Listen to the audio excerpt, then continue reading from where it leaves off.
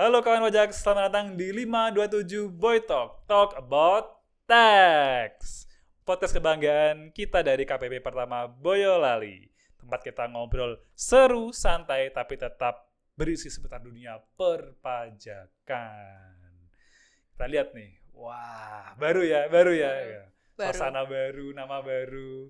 Sama kemarin beda ya Mbak Yuli ya? Ya. Beda banget. Oke, sebelum kita mulai, kita pantun dulu seperti biasa. Pergi ke pasar membeli talas. Cakep. Jangan lupa beli teh tarik. Cakep. Dengar Boy Talk makin cerdas. Ngobrol pajak jadi makin asik.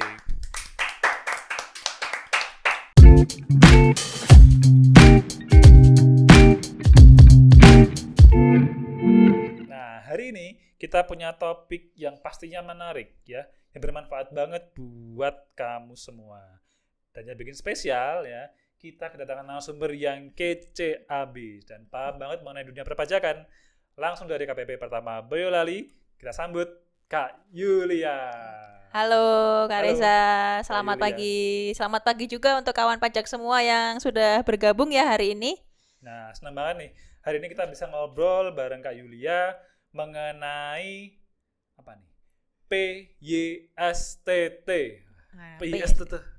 Apa itu Kak Yulia? Nah, secara umum itu mengenai pengembalian ya, Ya, yaitu betul. pengembalian pajak yang seharusnya tidak terutang. Nah, karena panjang, jadi kita singkat. PYSTT. PYSTT. Nah, seperti apa nih kawan pajak kira-kira? Simak terus ya. Nah, topik kita hari ini tentang tata cara pengembalian atas kelebihan pembayaran pajak yang seharusnya tidak terutang. Nah, panjang banget ya.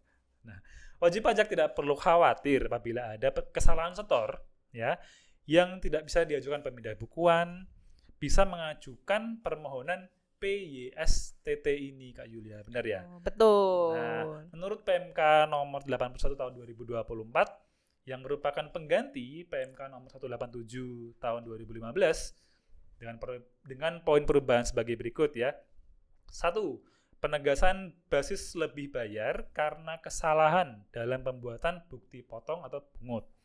Yang kedua, pemohon sebelumnya dapat diajukan oleh pemotong, pemungut, atau pihak yang dipotong dipungut menjadi default oleh pemotong pemungut.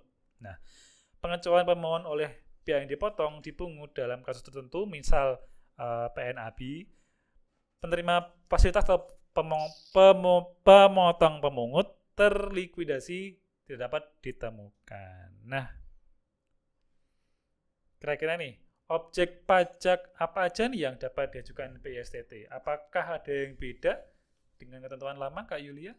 Oke, nah Kak Reza dan kawan pajak semua, ada kriteria jenis pajak ya yang bisa diajukan PYSTT ini. Nah, apa saja? Yang pertama itu adalah jenis pajak penghasilan. Oke. Nomor 1. Nomor 2 itu PPN atau pajak pertambahan nilai. Kemudian yang ketiga adalah PPNBM atau pajak penjualan atas barang mewah. Yang keempat itu atas pajak bumi dan bangunan yang masih dikelola di kantor pajak ya. Jadi berbeda dengan yang dikelola oleh pemerintah daerah. Pemda ya. Ya, kemudian yang nomor berikutnya adalah bea materai. Oke. Terus ada lagi pajak penjualan, kemudian ada namanya pajak karbon. Nah, ini yang baru. Baru ya. Pajak karbon karbon sama ya. satu lagi deposit pajak. Nah, dengan catatan deposit pajak itu belum digunakan untuk melunasi pajak terutang di dalam aplikasi Cortex. Ya, betul ya. Deposit pajak ini adalah hal yang baru ya di Cortex ini. Belum ada sebelumnya ya. Betul. Yeah. Oke, itu mengenai objeknya. Kemudian kalau ruang lingkup PYSTT ini, apakah juga ada perubahan, Kak Yulia? Oke, untuk ruang lingkupnya itu masih sama ya, Kak Reza dan kawan pajak, itu masih sama dengan PMK 187, yang mana diubah dengan PMK 81 tahun 2024 ya. Nah, apa saja? Yang pertama itu apabila terdapat pembayaran pajak yang bukan merupakan objek pajak terutang atau yang seharusnya tidak terutang. Nah, itu boleh diajukan PYSTT. Kemudian yang nomor 2, apabila terdapat kelebihan bayar terkait pajak dalam rangka impor atau PDRI. Itu bisa diajukan. Ya, yang nomor 3, kalau ada kesalahan potong atau pungut oleh pemungut. Oke. Yang nomor 4, kalau ada kesalahan potong atau pungut yang mana atas objeknya itu adalah bukan merupakan objek pajak. Nah, itu bisa diajukan. Nah, yang terakhir itu apabila ada kesalahan potong terkait dengan subjek pajak dari luar negeri. Oke, lumayan banyak ya, ada 5 tadi ya. Betul. Oke, terus Kak, bagaimana nih tata cara penelitian atas permohonan tersebut?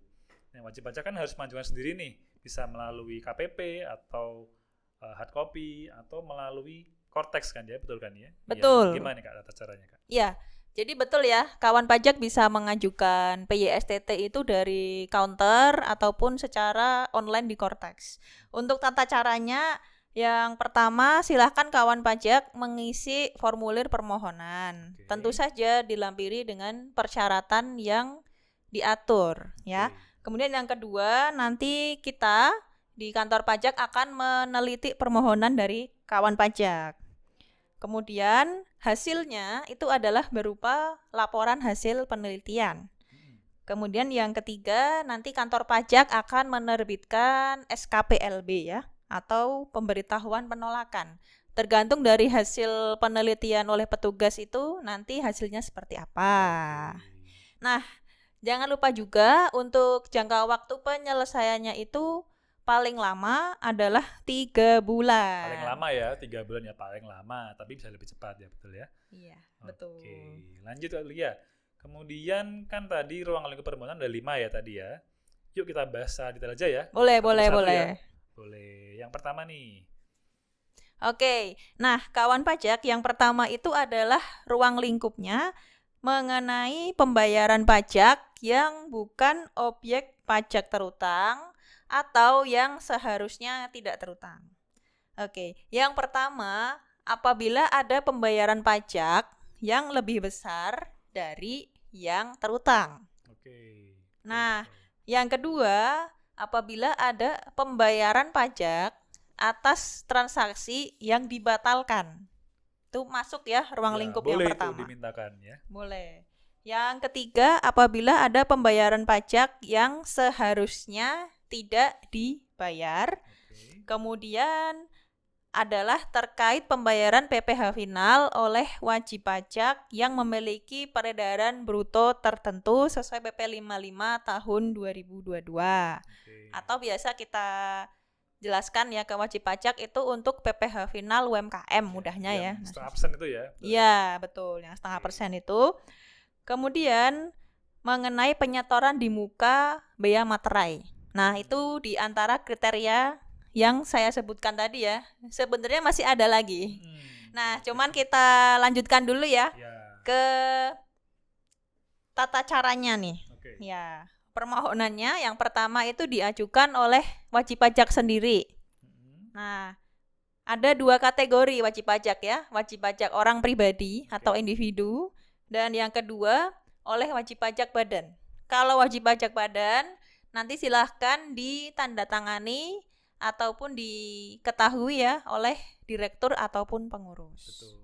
Sedangkan untuk wajib pajak badan berupa instansi pemerintah, maka nanti juga diketahui atau ditandatangani oleh pimpinan dari instansi pemerintah tersebut. Kepala dinas gitu ya? Boleh, kepala dinas. Kemudian silahkan nanti kawan pajak melampirkan juga nih penghitungan pajak yang seharusnya tidak terutang, kemudian alasan kenapa permohonannya diajukan. Penting ya Kak ada alasannya ya, supaya kita tahu juga nih kenapa kok minta gitu. Pasti ada alasannya kan ya. Betul. Nah, itu dia untuk ruang lingkup yang pertama. Kita lanjutin dulu nih Kak Reza ke ruang lingkup yang kedua. Yang kedua ya. Oke. Nah, yang kedua itu terkait dengan pajak dalam rangka impor. Jadi kalau kita berbicara tentang impor, di situ ada pajak ya. Nah, pajaknya itu ada PPh pasal 22 impor, ada PPN impor. Kemudian setelah pajak itu dibayar, nah nanti kemungkinan akan terjadi kelebihan pembayaran pajak di situ. Nah, tercantumnya di mana? Tercantumnya di surat penetapan tarif dan atau nilai pabean, ya, atau kita singkat dengan SPTNP, atau surat penetapan kembali tarif dan atau nilai pabean. Begitu. Oke, lanjut. Nah, ada lagi nih terkait pajak dalam rangka impor ya. Yang kedua adalah surat pemberitahuan kekurangan pembayaran bea masuk, cukai, denda, administrasi, bunga, dan pajak. Wah, panjang Banyak ya? panjang. Panjang. Karena memang harus disebutkan semuanya Ya, seperti itu. Karena ini aturannya ya. Iya, aturannya seperti itu kawan pajak. Atau surat penetapan pabean yang telah diterbitkan keputusan keberatan dan masih ada lagi yang lain nih. Ya. Begitu Oke. ya. Singkatnya dalam rangka Dalam impor. rangka impor ya. Iya. Syaratnya sama ya Kak ya? Syaratnya sama. Jadi kalau dibayarkan oleh orang pribadi, maka nanti orang pribadi tersebutlah yang mengajukan. Apabila pajaknya itu dikenakan ya kepada badan, maka nanti direktur atau penguruslah yang mengajukan permohonan. Oke, via konteks bisa ya? Via Kortek bisa, Atau manual pakai formulir form juga bisa. boleh, Oke. tetap kita terima. Kita lanjut ke ruang lingkup yang ketiga ya Kak Yulia ya. Oke, yang ketiga apa tuh Ah. Mas Reza? Yang ketiga ini ruang lingkup kelebihan pembayaran pajak atas kesalahan pemotongan atau pemungutan. Betul ya Kak Yulia ya? Betul, betul. Jadi yang mengakibatkan pajak yang dipotong ini lebih besar daripada seharusnya. Nah, yang pertama pemotongan atau pemungutan PPh yang mengakibatkan PPh yang dipotong ini lebih besar daripada PPh yang seharusnya dipungut atau dipotong. Kemudian pemotongan atau pemungutan PPh atas penghasilan yang diterima oleh bukan subjek pajak itu juga bisa dimintakan. Kemudian pemungutan PPN yang lebih besar daripada yang seharusnya dipungut itu juga bisa dimintakan. Nah, yang selanjutnya adalah pemungutan PPNBM yang lebih besar sama seperti PPN ya.